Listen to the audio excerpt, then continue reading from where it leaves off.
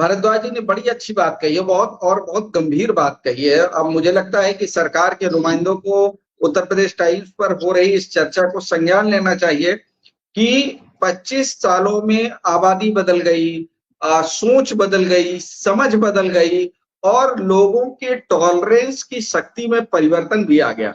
लेकिन जुलूस का मार्ग परंपरागत वही है। आखिर क्यों क्यों नहीं बदल दिया जाना चाहिए जुलूसों के मार्ग, जहां से इस तरह की स्थितियां पैदा होने की संभावना हो, चाहे किसी भी धर्म का वो जुलूस हो। उस मार्ग को बदलने में दिक्कत क्या? वैकल्पिक मार्ग बन गए हैं, सरकार ने हर जिले में लिंक रोड बना दिया है, 4 लेन की सड़कें बना दी है।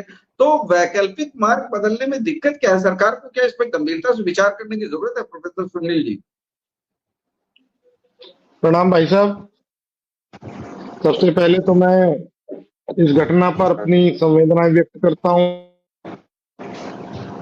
जो कल हत्या हुई या आज दंगे में जो भी घायल लोग हुए, चोटिल हुए या जो नुकसान हुआ, उसके पीछे बहुत गंभीर विषय हो सकते हैं।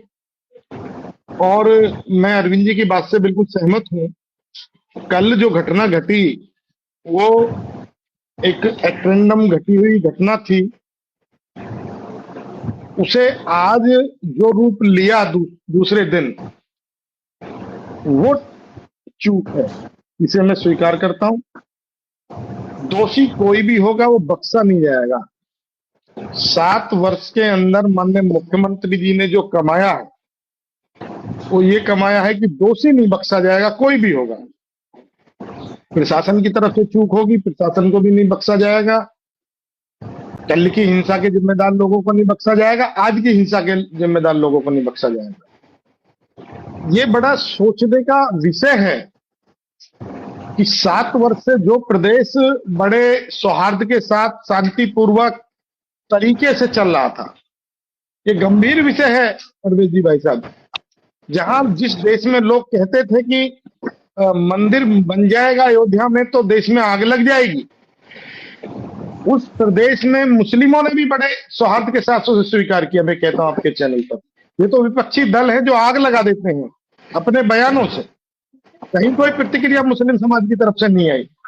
जो केस लड़ रहे थे उनकी जिम्मेदारी बनती थी अपनी प्रतिक्रिया देने की, लेकिन आम जो जनमानस है उन्होंने कहा कि ठीक है, एक अध्याय समाप्त हुआ और हमारे ये सब परिवार के लोग हैं। लेकिन कल की जो घटना ये विचलित करती है। जो मुख्यमंत्री जी की छवि है प्रदेश के अंदर की, दंगा मुक्त, भय मुक्त, अपराध मुक्त प्रदेश उन्होंने जो बनाया, उसे साजिश के तहत दोबारा धकेलने का उसी षड्यंत्र में ले जाया जा रहा है। लेकिन मैं आपको आश्वस्त करता हूं कि मुख्यमंत्री जी किसी को नहीं छोड़ेंगे, चाहे कोई भी शामिल हो।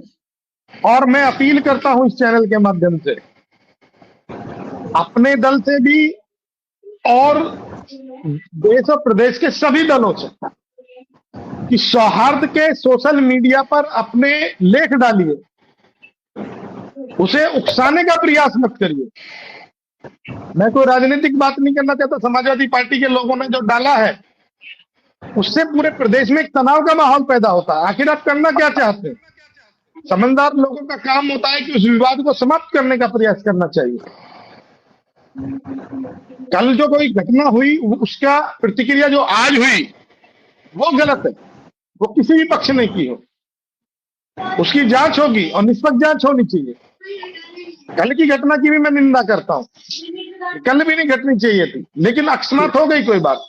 और मैं अरविंद जी की इस बात से भी सहमत हूं कि जो 20-25 वर्ष पहले की भौगोलिक परिस्थितियां होती हैं उनमें परिवर्तन हुआ है।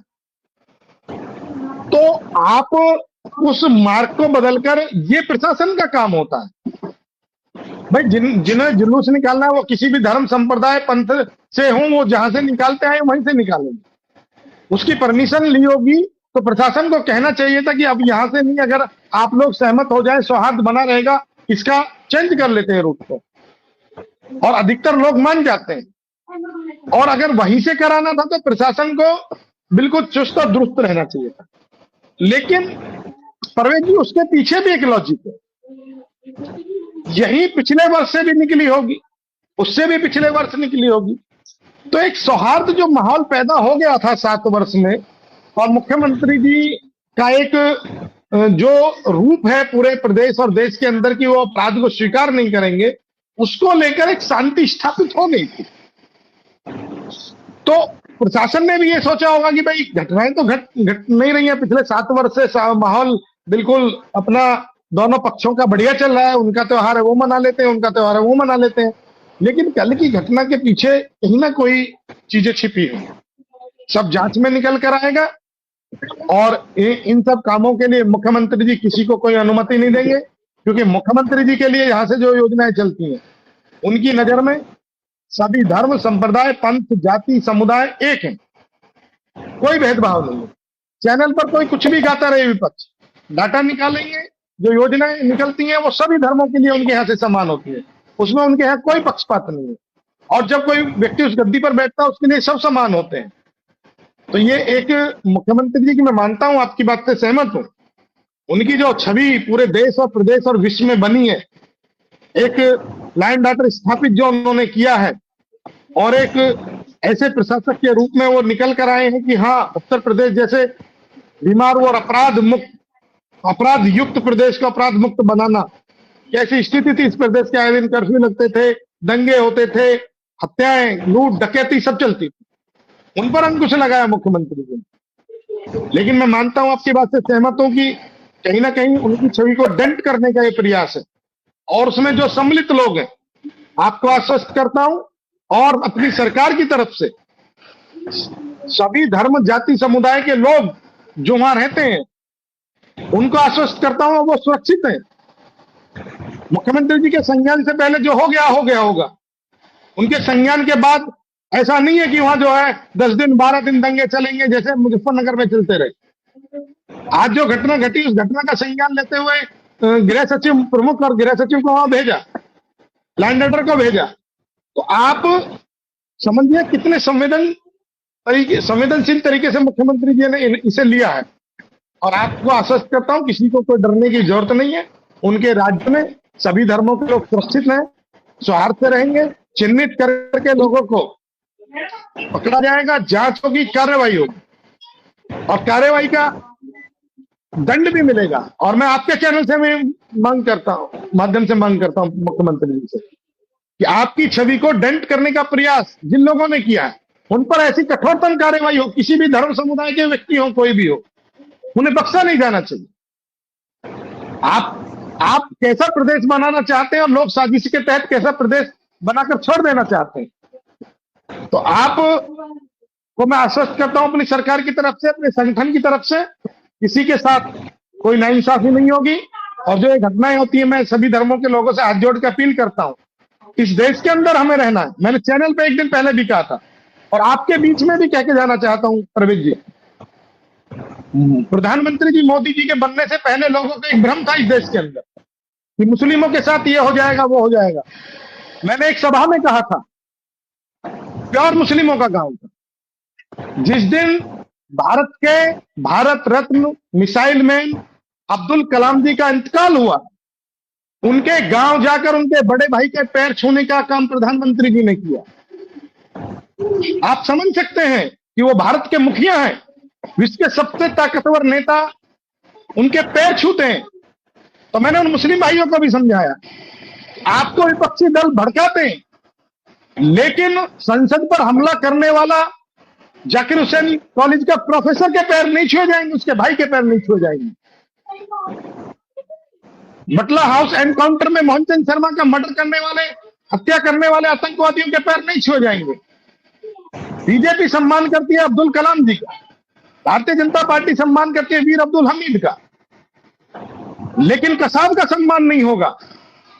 और विपक्ष यही चाहता है कि कसाब का सम्मान हो। देश का मुस्लिम मुख्य धारा के साथ रहना चाहता है।